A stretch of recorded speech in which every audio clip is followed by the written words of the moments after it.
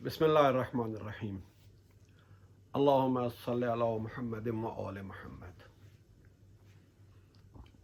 आज की इस वीडियो में हम आपके साथ चंद चीज़ें शेयर करेंगे इद्दत के दौरान निकाह के हवाले से। इस वक्त पाकिस्तान में और पूरी दुनिया में इस केस पर गुफ्तगू हो रही है कि पाकिस्तान के साबिक वज़ीर आज़म इमरान खान को और उनकी अहलिया बुशरा बीबी को इद्दत के दौरान निकाह करने पर, गैर शरई निकाह करने पर अदालत ने 7 साल कैद और 5 लाख जुर्माने की सज़ा सुना दी है। इद्दत के दौरान निकाह के हवाले से जितने भी फ़िक़ही मकातिब हैं मुसलमानों के, फ़िक़्ह जाफ़री, फ़िक़्ह हनफ़ी, फ़िक़्ह शाफ़ई, फ़िक़्ह हम्बली, फ़िक़्ह मालिकी और जो दीगर मकातिब हैं, उन सब में इस बात पर इत्तफ़ाक़ पाया जाता है कि इद्दत का मामला उन मामलात में से है जिन के बारे में सिर्फ औरत की अपनी बात ही हुज्जत है और उसकी अपनी बात ही अथॉरिटी है।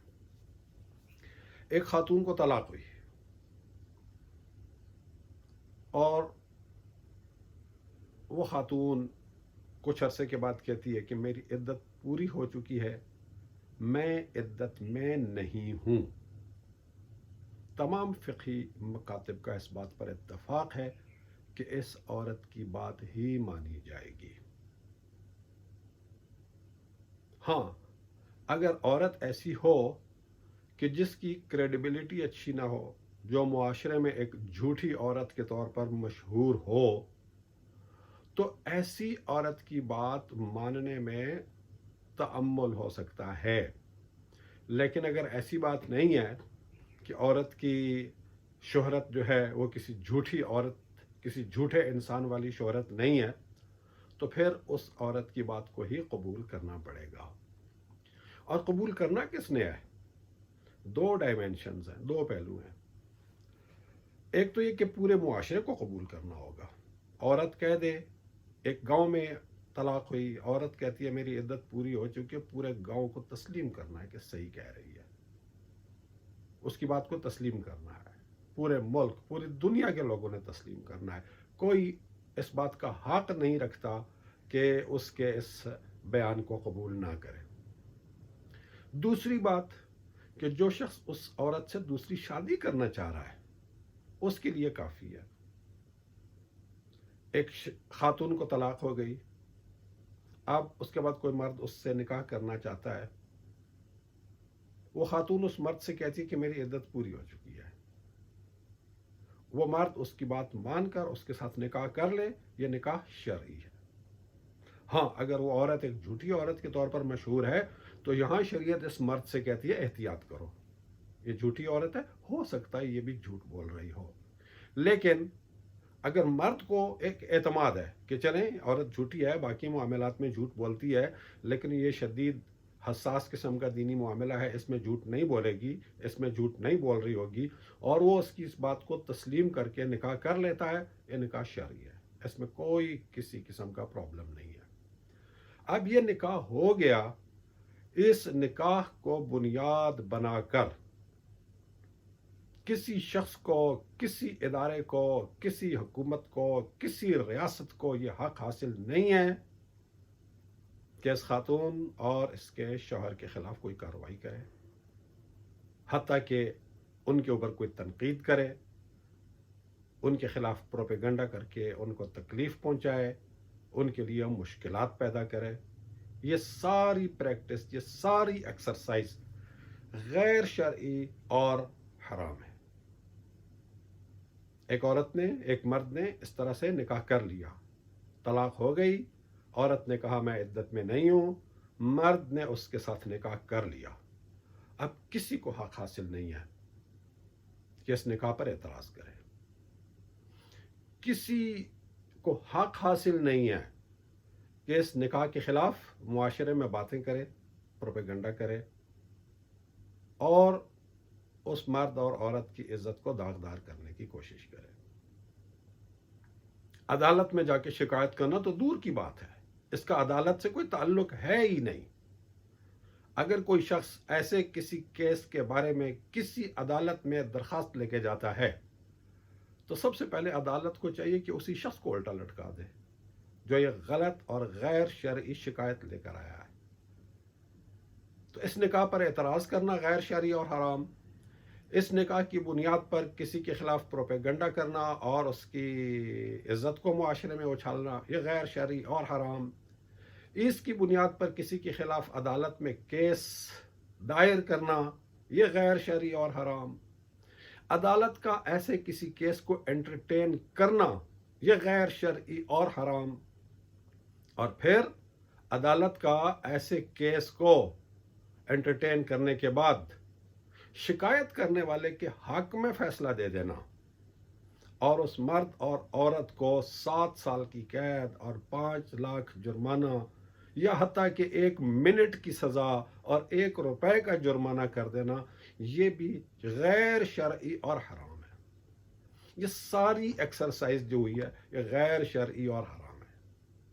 قرآن شریف کی کون سی آیت میں یا کون سی حدیث میں یہ بات بیان کی گئی ہے کہ اگر کسی عورت کو طلاق ہو جائے اور وہ شادی کر لے اور یہ شادی جو ہے ان کی یہ عدت کے دوران میں ہو جائے تو ان کی سزا یہ ہے کہ ان کو اتنے سال قید سنائی جائے اور اتنا جرمانہ کیا جائے؟ یہ کسی آیت میں نہیں ہے، کسی حدیث میں نہیں ہے، یہ کوئی شرعی حکم نہیں ہے۔ تو یہ جو سزا ہے یہ سزا بھی غیر شرعی اور غیر اسلامی ہے۔ اور اس فیصلے کے بعد بدقسمتی سے پاکستان کی عزت و آبرو جو پہلے ہی دنیا میں بہت زیادہ تھی وہ اور بھی زیادہ ہو گئی ہے۔ پاکستانی عدلیہ کا چہرہ جو پوری دنیا میں بڑا تابناک تھا، بڑا درخشاں تھا، بڑے اعلیٰ مقام پر تھا، اس کی عزت میں اور اس کے مقام میں یقیناً اور بھی بہت زیادہ اضافہ ہو گیا ہوگا۔ کسی ایک شخص کی دشمنی میں ایسے اقدامات کرنا یہ معاشرے کے لیے بڑے سنگین مسائل کا دروازہ کھول دیتا ہے۔ کل کو کیا ہوگا؟ کوئی بھی شخص کسی سے انتقام لینے کے لیے، ایک عورت کو طلاق ہو گئی، ایک شخص نے اس عورت کے ساتھ شادی کر لی، اب معاشرے میں ہر آدمی کے وہ کہتے ہیں نا 100 سجن ہوتے ہیں 100 دشمن ہوتے ہیں۔ کوئی بھی بندہ اٹھ کے چلا جائے کہ جس عورت کو طلاق ہوئی اور اس نے اس مرد کے ساتھ شادی کر لی، اس نے عدت کے دوران شادی کر لی، عدت کے دوران نکاح کر لیا، یہ کھل جائے گا ایک سلسلہ، اور پھر پاکستان کی عدالتوں میں انبار لگ جائے گا عدت کے دوران نکاح والے کیسز کا۔ تو عدالت کا کام صرف یہ نہیں ہوتا کہ ایک انڈیویجول کیس میں عدل کرے، عدالت کا کام یہ بھی ہوتا ہے کہ ایسی مثالیں قائم کرے کہ جس سے معاشرے میں ظلم کا راستہ روکنے میں مدد ملے اور ظلم اور ناجائز کام کرنے والوں کی حوصلہ شکنی ہو۔ بدقسمتی سے یہ ہماری عدلیہ کے تاریخ کے بہت گندے فیصلوں میں سے ایک بہت ہی گندا فیصلہ ہے۔